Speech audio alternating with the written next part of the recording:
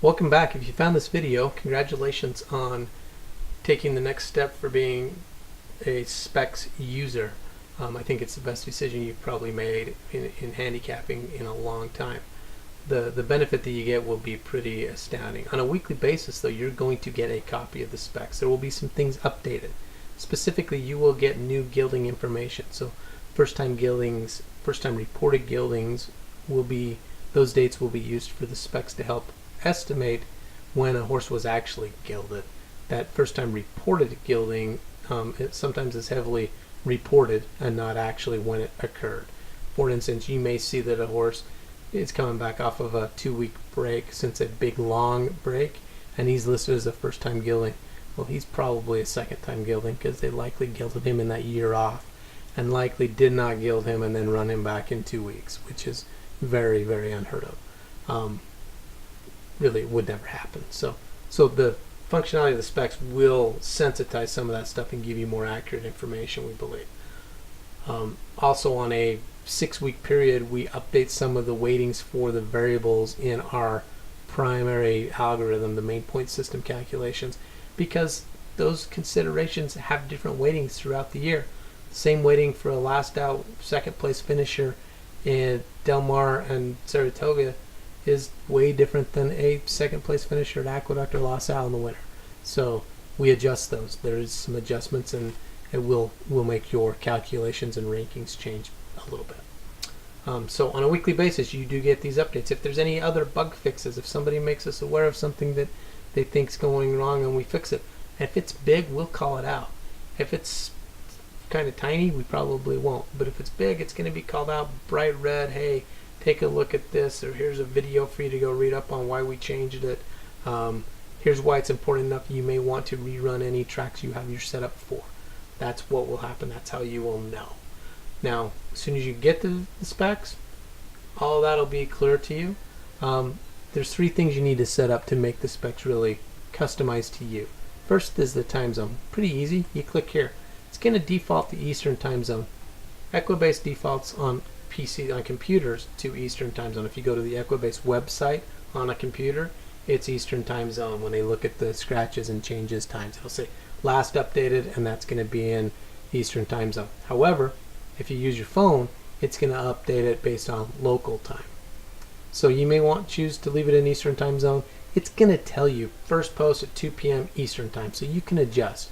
If you're in a time zone other than Eastern, you already know how to adjust. You've been doing it all your life, or ever since you moved to that time zone.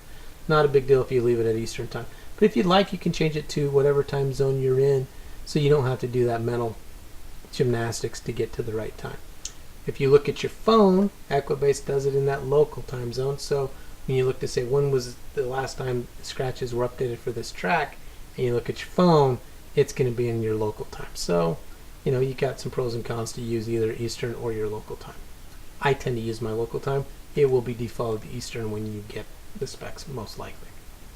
So you click on Return to Main Menu when you're done, and if you utilize trip notes, you're going to click on the trip notes button. And this is where you'll come and you'll paste the trip notes. You will get a template for trip notes when you subscribe. In fact, it's actually saved to the specs website to where you can download it even if you're not a subscriber. But this template helps you put in the horse's name, date, track, your little note, give it a score, the legend up here on what the scores are. It's a good thing to go look at. I really like it. It really helps me focus on what my trip notes really mean, because sometimes my trip notes are, hey, I think this horse might need one more race. It was really green. I tend to only make trip notes on debut horses and don't follow up with experienced horses that just got into trouble in a race, because quite frequently that race was an anomaly, right? I'm gonna toss it anyway. So I find it to be a pretty big waste of time to consistently watch replays on horses. I will watch replays on first-time starters. I will watch replays on 3-year-olds getting ready for the Triple Crown early in the year, doing something they haven't done. And I will watch replays of foreign horses shipping over for the Breeders' Cup, because there's just not enough information on their running lines to feel comfortable. That being said, weekly basis, you will get your trip notes. If you take advantage of the trip notes, you highlight them, you right click, and you choose copy right up here at the top, and then you go back to the specs, and you're going to paste it right there, and you can paste value. So you right click on the cell you want to paste it in, right click, choose that one that says 1, 2, 3 that says you're going to paste values.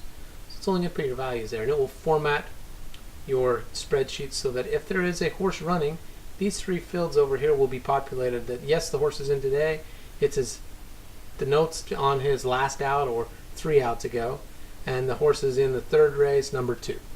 So if the horse is running, it'll find it. If it's not running, it won't. It's very important you get the name spelled correctly. The rest of this is less important. Still kind of important, but less important than getting the name spelled correctly. And that's it for updating your weekly notes that you've kept. Go back to the main menu, and if you keep your track bias, if you track biases, there's also a template that the specs will give you, and it looks like this. It has, I mean, you could have multiple lines. You can have 10 or 15 lines if you'd like, but it has, well, in fact, you will over time. Wherever you've been tracking your track biases, you're just going to highlight that section, copy it again, right-click copy, go back to the specs, right-click, choose paste values, and you're done. That's it. You go back to the main menu, and it is set up for you to use.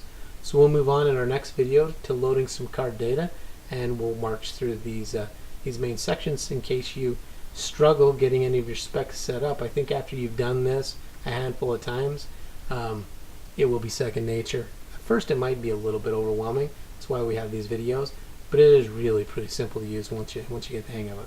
All right, thanks, and talk to you in a little while.